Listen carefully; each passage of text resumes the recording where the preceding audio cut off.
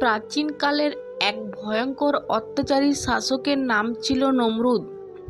সে ছিল শক্তিশালী, ধনী এবং সেনাবাহিনীতে অপ্রতিরোধ্য। তার রাজত্ব এত বিস্তৃত ছিল যে মানুষ ভাবত তার মতো ক্ষমতাবান আর কেউ নেই।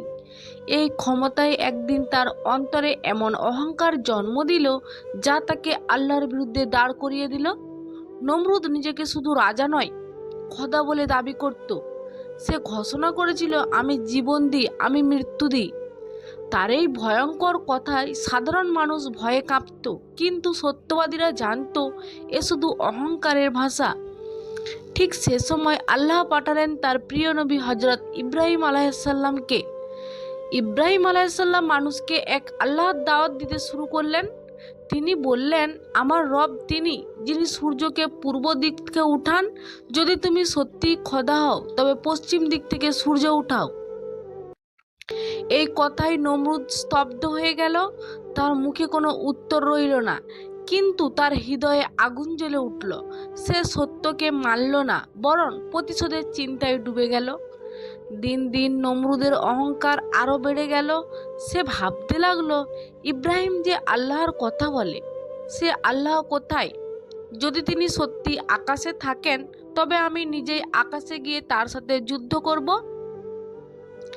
এই ভয়ঙ্কর চিন্তায় একদিন তাকে এমন এক পরিকল্পনার দিকে ঠেলে দিল যা আগে কেউ কখনো কল্পনাও করেনি। রাতের অন্ধকার নমরুদ তার দরবারে বসে আকাশের দিকে তাকিয়ে বলল, আমি আকাশে উঠব, আমি আল্লাহকে দেখব, আমি তাকে পরাজিত করব। এভাবেই শুরু হলো নমরুদের আকাশে ওড়ার ভয়ঙ্কর পরিকল্পনা, যার পরিণতি ছিল অত্যন্ত লাঞ্ছন্যকর। নমরুদের অন্তরে আগুন দিনে দিনে আরো ভয়ঙ্কর হয়ে উঠল। হজরত ইব্রাহিম আলাইহিসসালামের কথায় সে লজ্জিত হয়েছিল, কিন্তু সেই লজ্জা তাকে অনুতপ্ত করেনি, বরণ করেছে আরো অহংকারী। সে মনে মনে বলল, ইব্রাহিমের আল্লাহ যদি আকাশে থাকেন তবে আমি নিজেই সেখানে যাব। আমি দেখব তিনি কতটা শক্তিশালী। এই চিন্তা মাথায় নিয়ে নমরুদ তার জ্ঞানী কারিগর ও জাদুকরদের ডেকে পাঠালো। দরবারে বসে সে গর্জে উঠল, আমাকে এমন কিছু বানিয়ে দাও যার সাহায্যে আমি আকাশে উঠতে পারি। সবাই ভয়ে কাঁপতে লাগলো, কেউ কিছু বলার সাহস পেল না। বহুদিন চিন্তা ভাবনার পর এক ভয়ঙ্কর পরিকল্পনা করা হলো। নমরুদের আদেশে 4টি বিশাল শক্তিশালী পাখি ধরা হলো। কেউ বলে ঈগল, কেউ বলে শকুনের মতো বিশাল পাখি। অনেক দিন ধরে তাদের না খাইয়ে রাখা হলো, যেন তারা ভীষণ ক্ষুধার্ত হয়ে পড়ে। এরপর তৈরি করা হলো একটি লোহার তৈরি সিংহাসন। সেই সিংহাসনের 4 কোণে শক্ত দড়ি বাঁধা হলো। দড়ির মাথায় বাঁধা হলো সেই 4টি পাখি। পাখিদের সামনে লম্বা বর্ষার মাথা ঝুলিয়ে দেয়া হলো কাঁচা মাংস। নমরুদ ভেবেছিল পাখিগুলি মাংসের লোভে উপরে উঠবে আর আমি তাদের সঙ্গে আকাশে উঠে যাব। যেদিন আকাশে উড়ান দিল এই পাখি, সেদিন রাজ্যের মানুষ ভয়ে ও কৌতূহলে জড়ো হলো।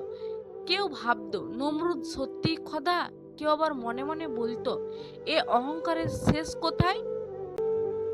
নমরুদ লোহার সিংহাসনে বসলো, মাথায় রাজমুকুট, চোখে আগুনের দৃষ্টি। সে আকাশের দিকে তাকিয়ে চিৎকার করে বলল, হে আকাশের খোদা, আমি আসছি তোমার সাথে যুদ্ধ করতে। পাখিগুলি ক্ষুধার্ত ছিল, তারা মাংসের দিকে ছুটে উঠল। তাদের ডানার ঝাপটায় ধুলো উড়ে গেল। ধীরে ধীরে নমরুদের সিংহাসন মাটি ছেড়ে উপরে উঠতে লাগলো। মানুষ আতঙ্কে চিৎকার করলো, কেউ সেজদায় পড়ে গেল, কেউ পালিয়ে গেল। আর নমরুদ, সে হাসতে লাগলো। সে ভাবলো, দেখো, আমি আকাশ জয় করে ফেলেছি। কিন্তু নমরুদ জানতো না, আকাশে ওঠা মানে আল্লাহর কাছে পৌঁছে যাওয়া নয়। আর অহংকারের ডানা যত উঁচুতে ওঠে, পতন তত ভয়ঙ্কর হয়। আকাশ যত উঁচুতে উঠতে লাগলো, বাতাস তত ঠান্ডা ও ভয়ঙ্কর হয়ে উঠল। নমরুদের বুকের ভিতরে তখন অজানা ভয় ঢুকতে শুরু করলো। 4টি বিশাল পাখির ডানার ঝাপটায় নমরুদের লোহার সিংহাসন আরো উপরে উঠতে লাগলো। নিচের পৃথিবী ধীরে ধীরে ছোট হয়ে যেতে লাগলো। পাহাড়, নদী, শহর সবকিছু যেন খেলনার মতো দেখাচ্ছিল। নমরুদ প্রথমে খুব আনন্দিত হলো। সে উচ্চস্বরে হাসতে হাসতে বলল, দেখো, আমি আকাশ জয় করেছি। কে আছে আমার মতো শক্তিশালী? কিন্তু কিছুক্ষণ পরেই তার বুকের ভিতর অদ্ভুত এক শূন্যতা তৈরি হতে লাগলো। চারিদিকে শুধু নীল আকাশ, ঠান্ডা বাতাস আর অজানা নীরবতা। কোনো শব্দ নেই, কোনো সাড়া নেই। সে চারিদিকে তাকিয়ে চিৎকার করলো, হে আকাশের খোদা, তুমি কোথায়? আমি এসে গেছি। কিন্তু কোনো উত্তর এলো না। পাখিগুলো তখনও মাংসের লোভে উপরে উঠছিল। নমরুদের সিংহাসন এতটাই উঁচুতে উঠে গেল যে বাতাস তীব্র ও বরফের মতো ঠান্ডা হয়ে গেল। নমরুদের হাত পা কাঁপতে লাগলো। তার মুখে অহংকার ধীরে ধীরে ভয়ে রূপ নিল। সে নিচের দিকে তাকালো, কিন্তু পৃথিবী আর দেখা যায় না। চারিদিকে শুধু শূন্যতা। এই প্রথম নমরুদ অনুভব করলো এ কতটা অসহায়। তার মনে প্রশ্ন জাগলো, আমি কি সত্যিই খোদা? আমি যদি খোদা হতাম তবে কেন আমার অন্তর কাঁপছে? কিন্তু অহংকার তাকে সত্য স্বীকার করতে দিল না। সে রাগে নিজের তীর ধনুক তুলে আকাশের দিকে ছুঁড়ে মারল। সে চিৎকার করে বলল, আমি তোমার সাথে যুদ্ধ করছি। কিছুক্ষণ পর তার তীর আবার নিচে পড়ে এলো রক্তের দাগ নিয়ে। নমরুদ ভেবে নিল আমি আকাশের খোদাকে আঘাত করেছি। সে মনে মনে হাসতে লাগলো, কিন্তু সে জানতো না এ ছিল আল্লাহর এক পরীক্ষা, এক বিভ্রান্তি। যেন নমরুদের অহংকার আরো স্পষ্ট হয়ে ওঠে। আকাশে একা বসে নমরুদ বুকের ভিতর তখন ভয় হয়, সন্দেহ আর অস্থিরতা ঘুরপাক খেতে লাগলো। তার চোখে আর বিজয়ের আনন্দ নেই, আছে শুধু অজানা আতঙ্ক। এভাবেই নমরুদের পতনের পথ আরো স্পষ্ট হয়ে উঠল। আকাশে অনেকক্ষণ ভেসে থাকা চারটি বিশাল পাখি ক্লান্ত হয়ে পড়ল। দীর্ঘ সময় ধরে তারা শুধু মাংসের লোভে উপরে উঠছিল, কিন্তু শক্তি আর আগের মতো রইল না। তাদের ডানার ঝাপটা ধীরে ধীরে দুর্বল হতে লাগলো। নমরুদ তখনও লোহার সিংহাসনে বসে অহংকারে বুক ফুলিয়ে রেখেছে, কিন্তু তার চোখে ভয়ের ছায়া স্পষ্ট। ঠান্ডা বাতাসে তার শরীর কাঁপছে, ঠোঁট শুকিয়ে যাচ্ছে। সে বুঝতে পারছিল কিছু একটা হতে চলেছে। হঠাৎ এক পাখির ডানা থেমে গেল, তারপর আরেকটি। সিংহাসন কেঁপে উঠল।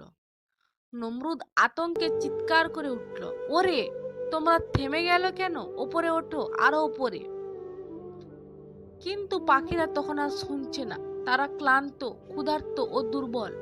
ধীরে ধীরে সিংহাসন নিচের দিকে নামতে শুরু করলো। নমরুদের বুকের ভিতর তখন তীব্র ভয়। সে আকাশের দিকে তাকিয়ে চিৎকার করলো, হে আকাশের রব, আমাকে নামতে দাও, আমি ভুল করেছি। কিন্তু মুখে এই কথা বললেও তার হৃদয়ে তখনও পূর্ণ তাওবা আসেনি।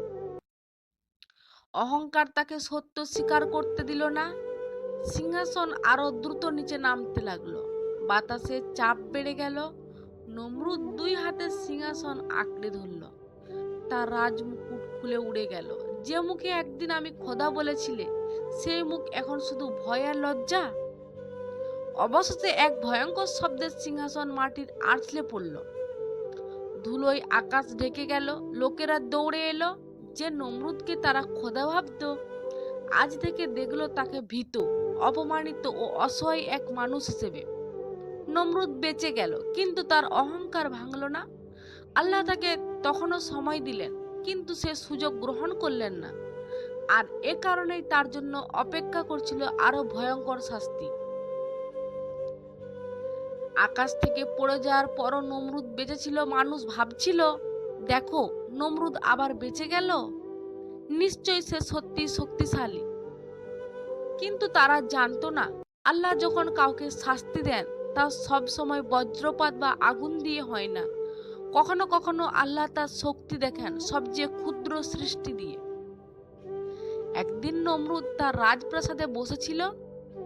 চারিদিকে প্রহরা, দাস দাসী, সৈন্য সবই আগের মতো, কিন্তু তার অন্তরে শান্তি ছিল না। মাথার ভিতর অদ্ভুত ব্যথা শুরু হয়েছিল। সে বারবার কপাল চেপে ধরছিল।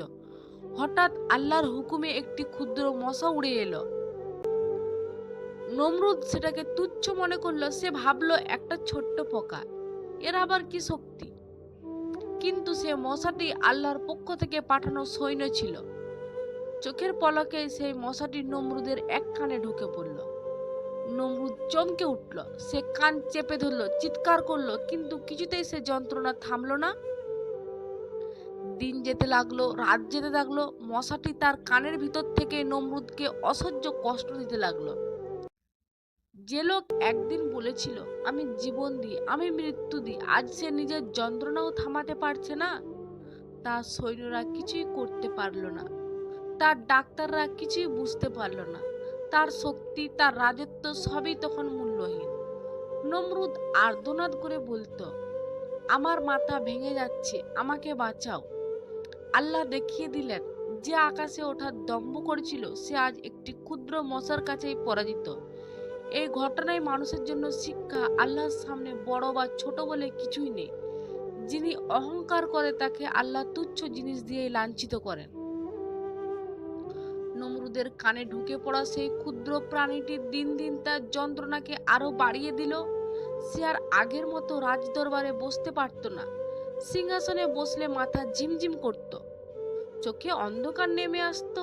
তার মুখে তখন আর অহংকারের ভাষা শোনা যেত না, শোনা যেত শুধু কষ্টের আর্তনাদ, চিৎকার। রাত হলে তার কষ্ট আরো বেড়ে যেত। সে দাসদের ডাকতো, আমার মাথায় আঘাত করো, হয়তো ব্যথা কমবে। দাসরা ভয়ে কাঁপতে কাঁপতে তার আদেশ মানত। কিছুক্ষণের জন্য যন্ত্রণা কমলেও আবার ফিরে আসতো আগের চেয়ে বেশি শক্ত হয়ে। লোকেরা দূর থেকেই এই দৃশ্য দেখতো আর বলতো, এ কি সেই নমরুদ যে নিজেকে খোদা বলতো? বছরের পর বছর এভাবেই কেটে গেল। নমরুদের শরীর দুর্বল হয়ে পড়ল, চোখের দৃষ্টি ম্লান হয়ে গেল। রাজত্ব থাকলেও তার হাতে আর কোনো শক্তি রইল না। সে বুঝতে পারছিল মানুষের ক্ষমতা যত বড়ই হোক, আল্লাহর সামনে কিছুই না। কিন্তু দুঃখের বিষয়, এর দীর্ঘ যন্ত্রণার মধ্যেও নমরুদের অন্তর পুরোপুরি নরম হলো না। সে সত্যকে জেনেও তা মেনে নিল না। আর আল্লাহর নিয়ম হলো, যে অহংকার আঁকড়ে ধরে রাখে তার পরিণতি হয় লাঞ্ছনাকর। অবশেষে একদিন নমরুদের দম ফুরিয়ে এলো। তার রাজপ্রাসাদ, তার সেনাবাহিনী, তার ধন সম্পদ কিছুই তাকে রক্ষা করতে পারল না। নমরুদের মৃত্যু হয়ে গেল, কিন্তু তার কাহিনী শেষ হলো না। যুগ যুগ ধরে মানুষ এই ঘটনাকে স্মরণ করে, কিভাবে ক্ষমতাবান রাজা নিজের অহংকারের কারণে আল্লাহ তাকে লাঞ্ছিত করেছেন। সে আকাশে উঠেছিল, কিন্তু আল্লাহর কাছে পৌঁছাতে পারেনি, কারণ আল্লাহর কাছে পৌঁছানোর পথ ডানা নয়, বিনয়। নমরুদের রাজত্ব ছিল কিন্তু ঈমান ছিল না, শক্তি ছিল কিন্তু শকর ছিল না। আর আল্লাহ দেখিয়ে দিলেন, তিনি চাইলে একজন অত্যাচারীকে একটি ক্ষুদ্র সৃষ্টি দিয়েই পরাজিত করতে পারেন। এই কাহিনী আমাদের শেখায়, ক্ষমতা পেলেই অহংকার করা যাবে না। নিজের বড় ভাবা আল্লাহর কাছে সবচেয়ে অপছন্দনীয়। আল্লাহর বিরুদ্ধে যুদ্ধের কল্পনাও ধ্বংস ডেকে আনে। সত্য জানার পরেও না মানলে পরিণতির ভয়ঙ্কর হয়। হযরত ইব্রাহিম আলাইহিসসালাম সত্যের পথে অবিচল ছিলেন, আর নমরুদ মিথ্যার পথে গিয়ে ইতিহাস অহংকার প্রতীক হয়ে রইল। আল্লাহ আমাদের সবাইকে অহংকার থেকে বাঁচান, বিনয় ও ঈমান দান করুন।